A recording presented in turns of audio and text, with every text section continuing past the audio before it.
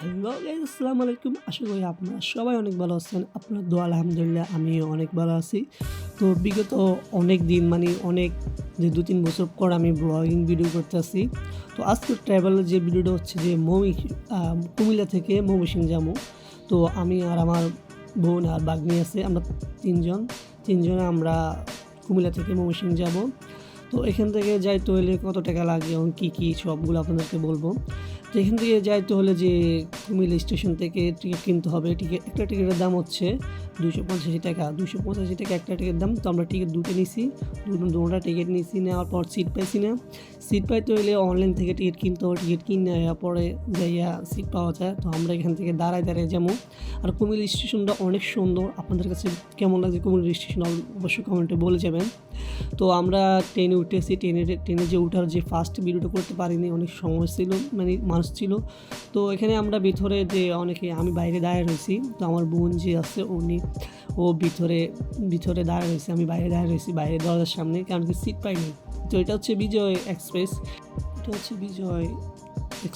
বিজয় এক্সপ্রেসের টিকিট পাইতে হলে তো অনলাইনে টিকিট কাটতে হলে প্রথম ২-৩ দিন আগে টিকিট কাটতে হয়। কিন্তু আমরা তো অনলাইনে টিকিট কাটছি না, এজন্য আমরা সবাই দাঁড়ায় যাইতেছি। অনেকে ঘুমাইতে আছে, অনেকে দাঁড়ায় রয়েছে, অনেক কষ্টে যাইতেছে।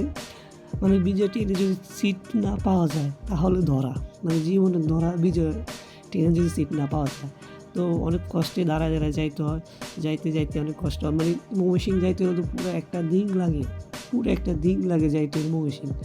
তো যে অনেক কষ্ট। তো আমরা সারাদিন দাঁড়াচ্ছিলাম। তো আমরা যে 18 বাড়ি যে স্টেশন আছে ওইখানে আমরা চলে আসি। তো ওটা চলে যাওয়ানে আমরা আমাদের এবার বিজয় এক্সপ্রেস অনেক তাড়াতাড়ি আসছে। আগে সবসময় মাগরিব হইতো, কিন্তু এবার 4টা 5টা বাজে চলে এসেছি যে আমাদের 18 বাড়িতে। তো এখান থেকে আমরা বাসায় চলে যাবো।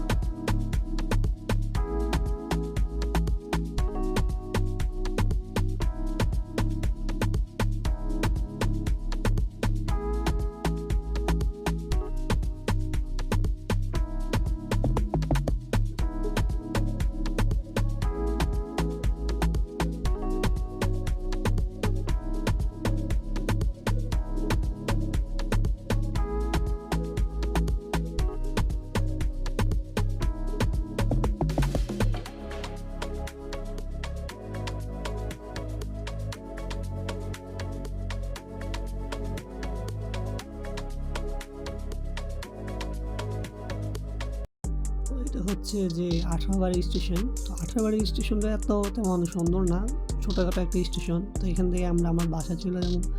আমাদের বাসা হচ্ছে সোহাগী। তো আমরা সোহাগী এখান থেকে চলে যাবো অটো ঠিক করে। মোটামুটি 18 যে স্টেশন, এখানে অনেক মানুষ আছে, মানুষ চলাফেরা করে আর। তো আমার ভাগ্নিও আজকে অনেক খুশি। আমার ভাগ্নি চলে এসেছে নিজের বাড়িতে। এতদিন মামার বাড়ি বেড়াচ্ছিল।